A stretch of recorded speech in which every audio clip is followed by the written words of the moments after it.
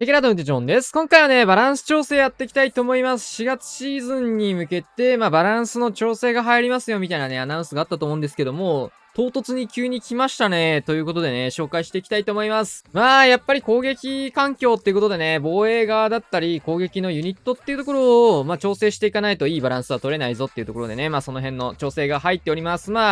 一番、みんながね、気にするようなところかなというところで、ルートライダーから見ていきましょう。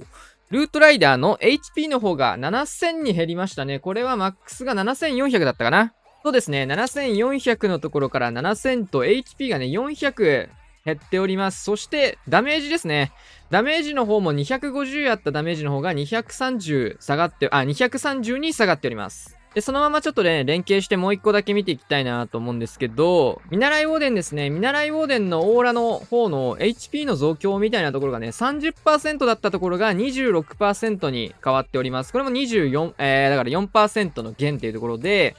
基本的にルートライダーって見習いウォーデンとセットで使われるんだけど、両方のね、コンビで弱くなるっていうところで、これ分かりやすいですね。巨爆3つのところが、これ、見習いウォーデンつけることで耐えれますよ、みたいな映像なんですけども。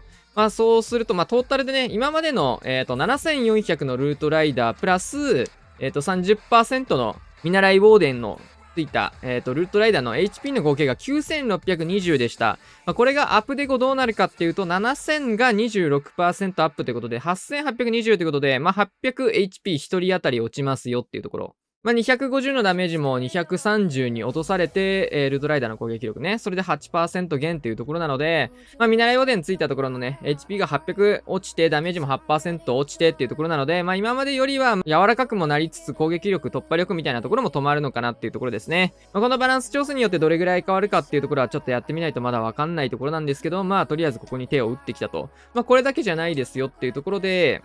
マルチアーチャータワーです。マルチアーチャータワーの方は120ダメージの方が130ダメージにちょっと HP というかダメージアップですね。120でした、今までが。それが10上がるというところで、この10がどれぐらい影響するのかっていうところもちょっとわかんないんですけども、どうだろうね。120が130は大砲とかね、アーチャータワーとかってレベル1上がると大体10ぐらい上がるっていうのがタウンホール下の方のね、レベルとかで結構10ぐらい上がったら、新レベルになったねみたいな感覚だったじゃないですか。それにちょっと近い感覚なのかな。新レベルが出てみんなでね、ファーミングしてレベルを上げるよりはシンプルにね、そのものを上げてもらった方がありがたいですよね。続けてスピリットフォックスですね。スピリットフォックスの方は、ステータスの方は変わりませんが、これ分かりづらいんですけども、見える時間が6秒間に増加ですね。固定っていう形で全レベルです、これは。だから、この感覚消えて、見えて、消えて、見えての、見えての段階が6秒間に増加する。今まではもっと短かったはずですね。4秒とか5秒、5秒はなかったかな。4秒、体感 4. 点数秒みたいな感じだったのが、6秒間に増えるっていうことで、攻撃を受ける時間が長くなるっていう感じかな。ここもね、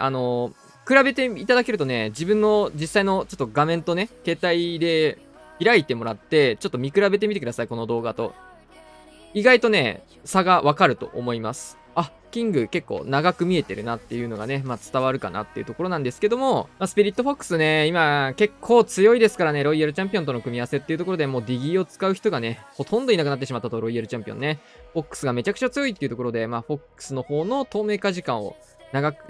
透明化は変わんないや、見えてる時間を長くすることで、ロイヤルチャンピオンとかその辺のね、異常な伸びっていうところを、削除というか、対応するような形になっております。はい、ということでね、とにかく攻撃側を修正するような内容のアップデートが入ったのかなって感じなんですけど、まだまだこれでも攻撃環境はぶっちゃけ変わらないかなと個人的には思っておりますが、着目するところとしてはいいのかなと思ってて、やっぱりルートライダーっていうところが猛威を振るってるので、そこを弱体化しつつ、スピリットフォックスもちょっとね、外役全開の要因かなというところ、そしてマルチアーチャーターを上げて見習いウォーデンの方も弱体化を入れるっていうところで、HP が高すぎたルートライダーのところをね、かなり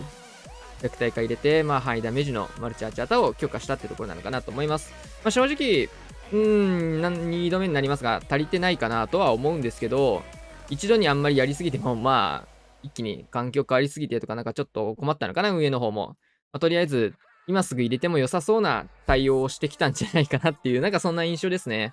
もしかしたらね、ルートライダーの全開とかは減るかもしれない、使用率も減るかもしれないけど、まだまだルートライダー全開取れるんじゃないかなというのが僕の予想です。よりヒーリングトームとかの方がヒーローギアは相性が良くなりそうな感じはありますかね。はい。というわけでね、今日はこんな感じでね、バランス調整のお知らせでした。皆さんのちょっと意見だったりね、聞かせていただければと思います。まあ、ある程度手かけた方がいいなと思うところにはしっかり調整は入って、まあ、その強度はさておきっていうところなんですけど、まあ、HP400 減らしたらね、ルートライダーの方も割と思い切った調整かなとは思うんでね、7400から7000はまあ、HP 高には変わらないけど、まあ 400HP 下げてるっていうところはまあ、そこそこ大きな変化ではありますよね。まあ、トータルで1個前のバランス調整ともね、投げてですけど、はい。はい。というわけで今回こんな感じで終わりたいと思います。チャンネル登録をいかがにします。また次の動画でお会いしましょう。さよなら。